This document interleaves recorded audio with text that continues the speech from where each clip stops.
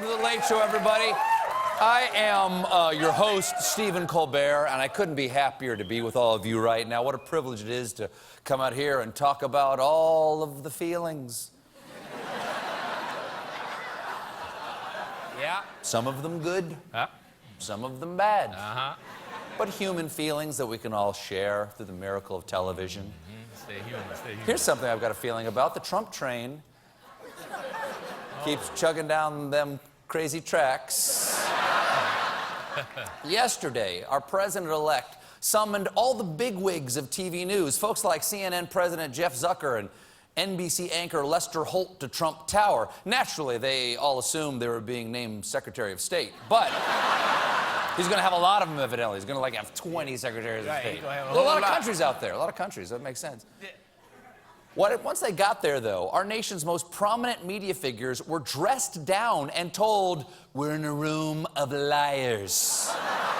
And he told CNN's Jeff Zucker, "I hate your network. Everyone at CNN is a liar." Okay, I might be with him on that one. I mean, why is Anthony Bourdain on the cable news network? Eating noodles is not news.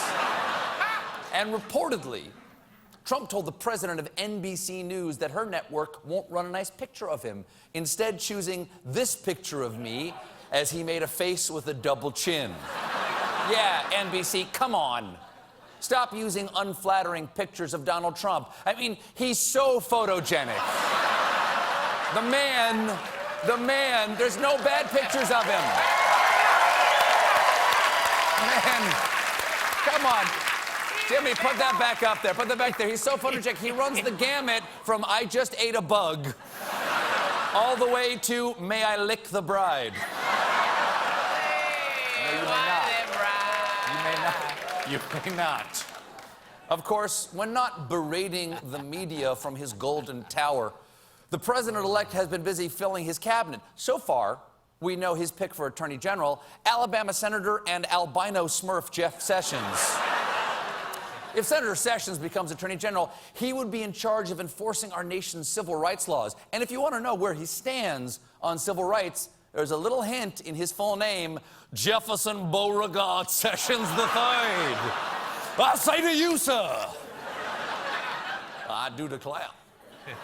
The only way that could sound more Confederate is if you were named General Stonewall Succession McCottongin.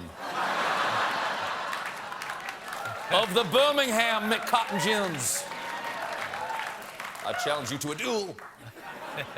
In fact, during the Reagan administration, Sessions was denied a judicial appointment over allegations of racism. Among other things, a coworker claimed Sessions said he was okay with the Klan, quote, "until I learned they smoked pot." Come on. You should have known they smoked pot when they started calling themselves wizards. He might be the only politician in history to go down as thinking the Klan is too chill. And Trump's front runner to lead the Department of Homeland Security appears to be Kansas Secretary of State and middle school football coach who's not allowed on the field anymore, Chris Kobach. When Kobach met with Trump, something tells me he came prepared with a strategic plan for the first 365 days. And by something tells me, I mean this picture where he's clearly holding his strategic plan for the first 365 days. Well, that's Homeland Security. The only way those plans could be safer is if he stored them on his private email server.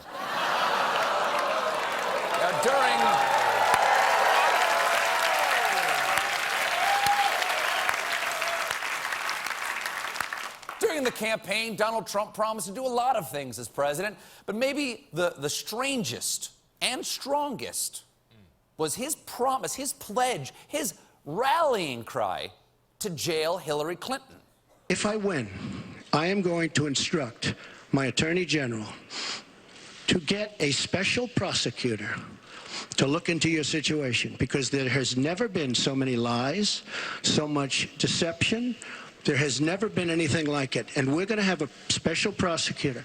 You know, it's just awfully good that someone with the temperament of Donald Trump is not in charge of the law in our country. Yeah, because you'd be in jail. Secretary Clinton.